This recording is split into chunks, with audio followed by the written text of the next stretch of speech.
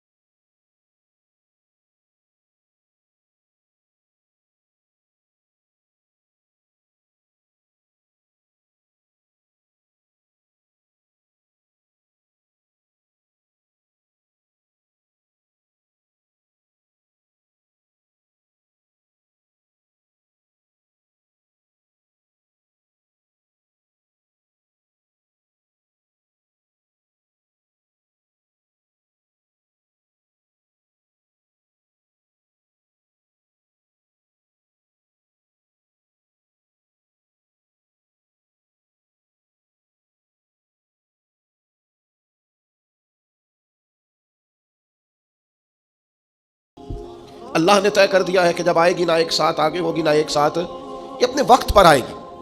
اس کا ٹائم مقرر ہے، اپنے وقت پر، طے شدہ وقت پر موت بہرحال آئے گی. اور یہ آئے گی اور اپنا کام بھی دکھا، اور پھر اس کا وقت بھی مقرر ہے اور جگہ بھی مقرر ہے. دعا کرو نا مدینے میں آ جائے.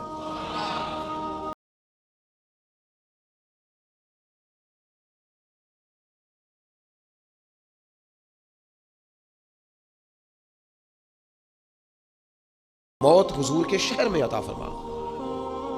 بڑا مذاق بناتے ہیں بعض چیزوں کا لوگ. آپ کسی کے دعا مانگنے پر اعتراض کر لیں.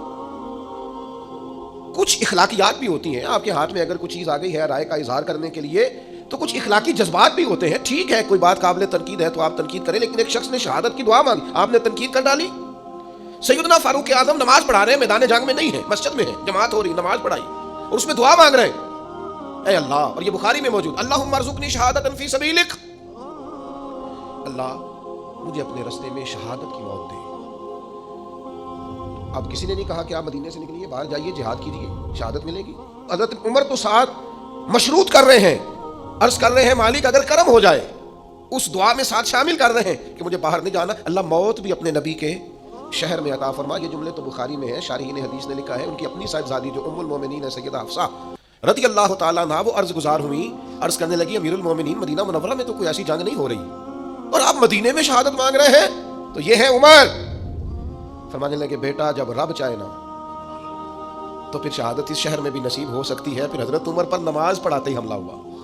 انہیں شہادت بھی ملی، حضور کی مسجد نبوی میں ملی، حضور کے شہر نور میں ملی. اس دعا کو لوگوں نے قبول ہوتے دیکھا، اور کرم بالائے کرم یہ ہے کہ انہیں دفن ہونے کے لیے جگہ گنبد خضرا میں نصیب ہوئی. یہ کرم بالائے کرم دیکھو. آخری ویلے میریاں اکھیاں راہ تکنا ہے تیرا، تیرا تے سجنا کچھ بھی نہیں جانا، گر جے پا جائے پھیرا، جے تو سر تے آن کھلووے.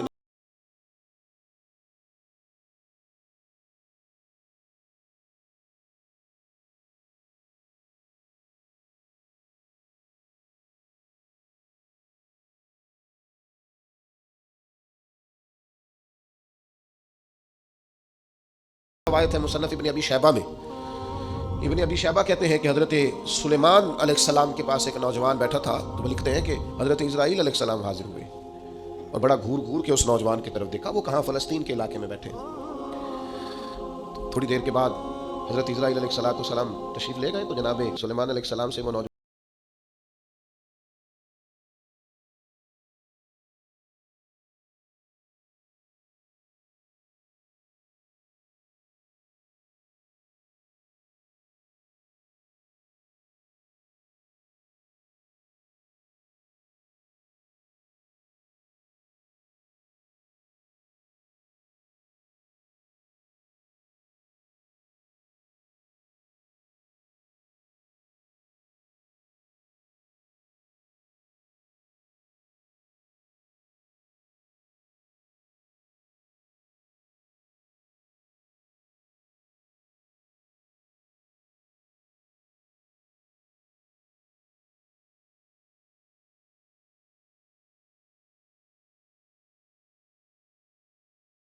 بہت اپنے ماحول کو انہوں نے آرام دہ کر لیا ہے، وہ موت سے بہت زیادہ خوف کھاتے ہیں، وہ ڈرتے ہیں۔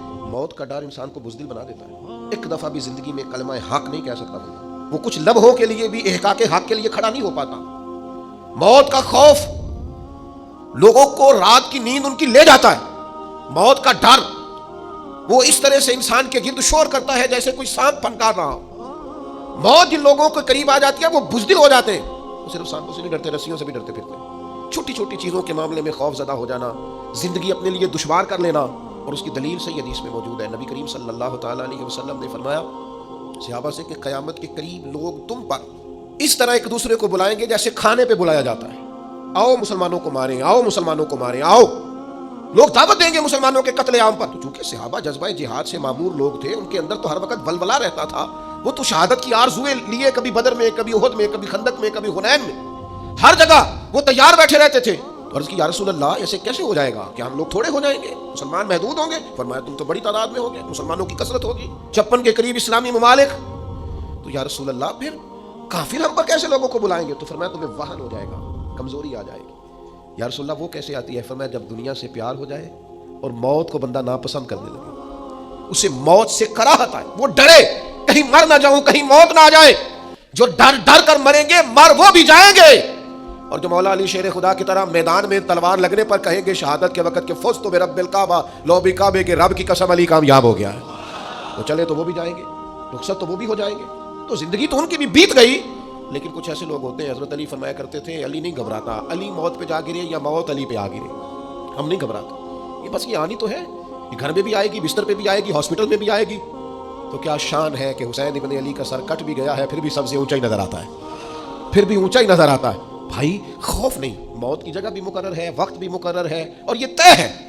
اور آپ مجھ سے ناراض نہ ہوئیے گا، اتنے زیادہ دعوے نہیں کرنے چاہیے میرے بچوں کا کیا بنے گا۔ آپ راضی کے بچوں کے میرے گھر کا بنے گا کیا ہے؟ آپ کیا ہے؟ ہم بھلا ہم پالتے ہیں بچوں کو جن کے والدین ان کے پیدائش سے پہلے انتقال کر جاتے ہیں۔ کبھی ان لوگوں کو دیکھو کتنے کتنے بڑے انقلاب برپا کیے ان لوگوں۔ وہ ہمارے علماء نے مسئلہ لکھا ہے، فرمایا جس کے والدین موجود ہوتے ہیں نا، اس کی بھی رب ہی پرورش کرتا ہے، لیکن بالواسطہ کرتا ہے ماں باپ کے ذریعے سے۔ لیکن فرمایا جس کے ماں باپ کو لے جاتا ہے نا، یتیم ہو جاتا ہے، اس کی تو ڈائریکٹ رب کریم پرورش فرماتا ہے، وہ تو بلا واسطہ ہے۔ اب تو اللہ تبارک و تعالیٰ کا کرم ہی اس کی نگہداشت کرتا ہے، اب تو اللہ کی رحمت کا حصار اس کے گرد ہوتا ہے۔ موت کے معاملے میں اپنے آپ کو مضبوط کرے، ذہنی طور پر طاقت دو۔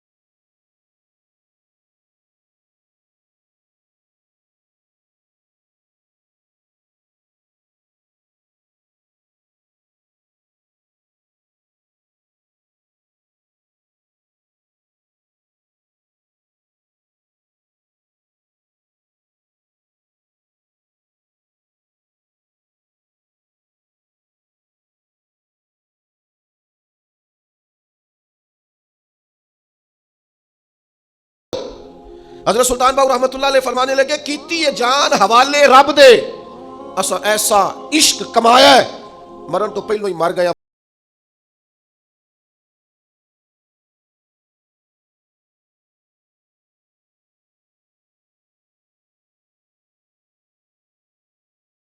ختم کرتے نہیں. اور ایک اور حدیث بھی سناؤں آپ کو مومن کی موت کے تعلق سے.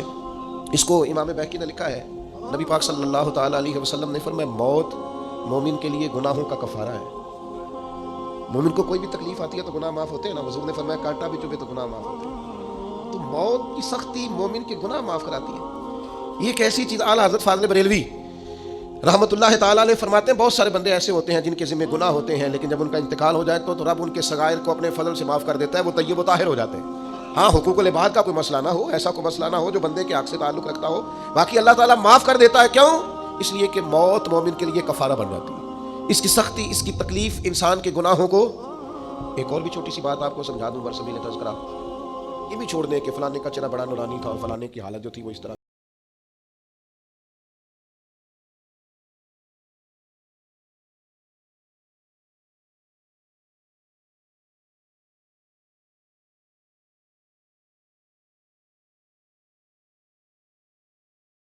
ہے کہ اچھی بات دیکھے تو بتائے اور اگر کوئی ناگوار بات دیکھے تو چھپائے. ضروری نہیں ہوتا کہ سارے چہرے چمکدار ہی ہوں, کچھ اس کی حکمت بھی ہوتی ہے.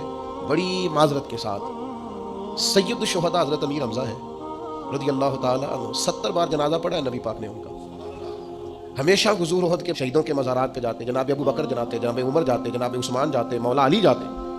لیکن حضرت امیر حمزہ کی شہادت تو اس طرح ہوئی تھی کہ ناک کاٹ دیا گیا تھا, آنکھیں نکال دی گئی تھی, ان کا کلیجہ نکال کے چبا لیا گیا تھا. تو جو سب سے بڑے شہید ہیں ان کی تو بظاہر حالت یہ تھی. تو کیا اس پر لوگ جج کریں گے؟ کیا ہم ظاہری صورت پر جج کریں گے؟ اس لیے جو فیصلے حشر میں رب نے کرنے ہیں نا وہ مہربانی کریں دنیا میں کرنے چھوڑ دیں. جو ہمارا ذمہ نہیں ہے اس پر کلام نہ کریں. جو باتیں عند اللہ ہیں ان کو عند اللہ چھوڑ دیں. ہو سکتا ہے کچھ چہرہ بھی غم زدہ ہو, جب قبر میں حضور کی زیارت کرے تو پھر تازہ دم ہو جائے. یہ دیکھیں نا میاں صاحب کہتے ہیں مرن تو بادو مکھڑا میرا ہو جاوے جے تازہ, پھر سمجھ لینا محبوب میرے نے آن پڑے جنازہ. تو بھائی اچھی طرح اس بات کو سمجھ لیں اور اس کو یاد رکھیں.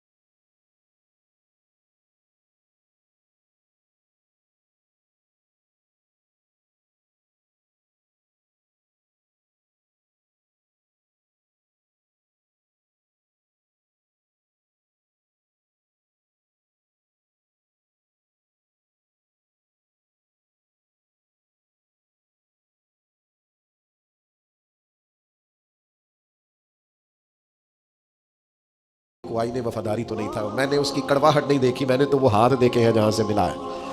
تو ہمیں تو غرض اس بات سے ہے کہ یہ اللہ کہتا ہے وَلَنَبْلُوَنَّكُمْ بِشَيْءٍ مِّنَ الْخَوْفِ وَالْجُوعِ وَنَقْصٍ مِّنَ الْأَمْوَالِ وَالْأَنفُسِ وَالثَّمَرَاتِ، میں تمہیں آزماؤں گا نا، میں تمہاری آزمائش کروں گا۔ تو جب آزمائش کرنے والا اللہ ہے، وہ رحمت دے تو ہنس ہنس کے قبول کرنا، اور کبھی تکلیف آئے تو کہنا میں انزائٹی پیشنٹ ہو گیا ہوں، مجھے ڈپریشن ہوتا ہے، نا، دکھ قبول محمد بخشا، بس راضی رہیں پیارے۔ آپ اس بات میں نبی پاک صلی اللہ تعالیٰ علیہ وسلم نے فرمایا، بخاری میں مشکات میں یہ حدیث موجود ہے، اللہ کے حبیب علیہ السلام فرماتے ہیں تم میں سے کوئی شخص موت کی تمنا نہ کرے، فرمایا اگر وہ نیک ہے زندہ رہے گا تو ہو سکتا ہے نیکیوں میں اضافہ ہو جائے، اور اگر بد ہے تو پھر بھی تمنا نہ کرے۔ بہت بڑی بات کر دی کریم کی، تو ہر بات ہی بہت بڑی ہے۔ فرمایا بد بھی موت کی تمنا نہ کرے، ہو سکتا ہے رب توبہ کی توفیق عطا فرما دے، تو توبہ کر کے دنیا سے جائے۔ بد ہو تو پھر بھی یہ دعا نہ کرے کہ یا اللہ میں رخصت ہو جاؤں، میں چلا جاؤں۔ تو میرے عزیز دوستو، بس ایک کام ہے جو کرنے والا ہے، جس کے لیے نبی پاک صلی اللہ تعالیٰ علیہ وسلم نے ہماری توجہ دلائی ہے، موت کو بھولنا نہیں، اسے یاد رکھنا ہے۔ دنیا سے جانا ہے، اس بات کو کبھی بھولنا۔ آپ میں سے جس نے جہاں جہاں جانا ہے سب کو یاد ہے نا، فلاں کام کرنا ہے، فلاں کام کرنا ہے، فلاں کام کرنا ہے، کس کو کتنے بجے کا ٹائم دیا ہے، کس کی گاڑی کتنے بجے کی ہے، سب یاد ہے نا، کوئی بھولا ہوا؟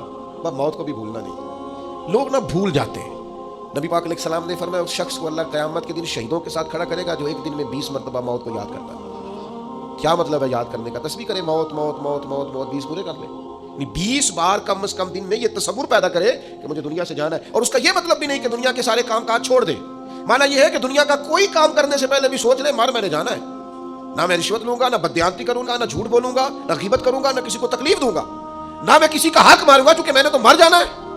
20 بار یہ تصور جمائے تو شہیدوں کے ساتھ کھڑا کیا جائے گا۔ مانا کیا ہے کہ 20 بار جو یاد کرے گا وہ تو چھوڑ دے گا گناہ، اس کی تربیت ہو جائے گی، اسے خیال آئے گا کہ میں مہمان ہوں، اور کس طرح اپنی آخرت کو یاد کرے۔ حضور علیہ الصلوۃ والسلام نے فرمایا صبح ہو جائے تو رات کا انتظار نہ کرنا، اور رات ہو جائے تو صبح کا انتظار نہ کرنا۔ یہ نہ سوچنا کہ دن چڑھے گا، بس تم خیر کر گزرو، نیکی کر گزرو۔ ایک بات صرف ذہن میں کبھی نہیں بھولنی، الایمان بین الخوف والرجاء، ایمان کی تعریف